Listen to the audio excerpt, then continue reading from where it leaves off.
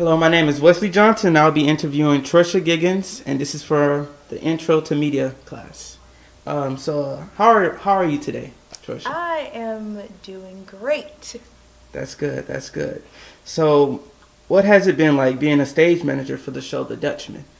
Well, it's been great. I mean, for this to be my first time in this position, I have a very great crew. Like my assistant stage manager, the person that's working lights and sound. It's been wonderful. It has been a little challenging because you do have people that flake out on you. I never understood that. When you act, it's different. You don't really care about who does shit. Well, you care, but you don't it's eh. But as being a stage manager, it's really infuriating when people don't show up when they're supposed to, or they don't give the same effort that you give. Yeah, I can imagine. Right. So what was okay, you already answered that question. So what made you decide to become a stage manager? Well, I was first of all, we do need to graduate. We do. Theater majors have to stage manager at least one production for their requirement. But also I was okay, well, I've never worked with Melanson. I've heard great things about Mr. Melanson and the work that he's done. I was well, it won't be that bad. So I was okay, well, I was just going to do wardrobe or just be an usher or something. And I was okay, well, this is a nice challenge for myself. I do want to start getting out of my comfort zone and trying to push myself to a new level. That's awesome. And how do you deal with any conflicts that emerge during the show or during rehearsal? Well, I just go and vent to my assistant stage manager, or I really do. That's something I do need to work on, which is why I also took this position. Yeah. Is dealing with conflict. I don't like dealing with conflict because once I feel anger or sadness, I have to take an immediate break. So I won't I don't like coming at people because I just don't like it.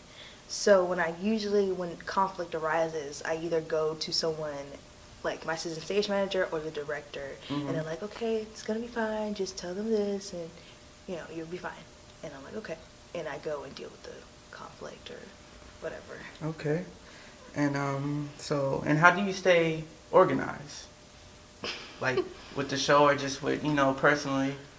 Well, I'm not much of an organized person. I'm an organized, messy person. So what I do is I have this binder.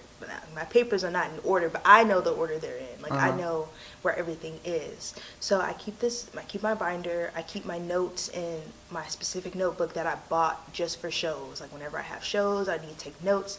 I have that. I have my planner that it's probably the most use I've gotten out of that planner is for this show. To keep up with who can come what days, or if anybody canceled, then I just write it down, and that's how I keep organized. All right, and the last question for today is, what advice would you give to someone who wants to become a stage manager? I am an avid believer in reading.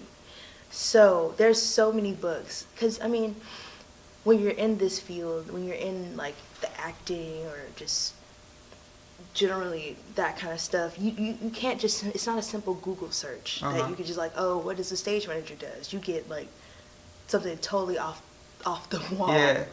So I would suggest that if you were interested in this position, to invest in buying books about this position, because it's so much more than just running a show, and it's so much more than just calling cues and things of that nature.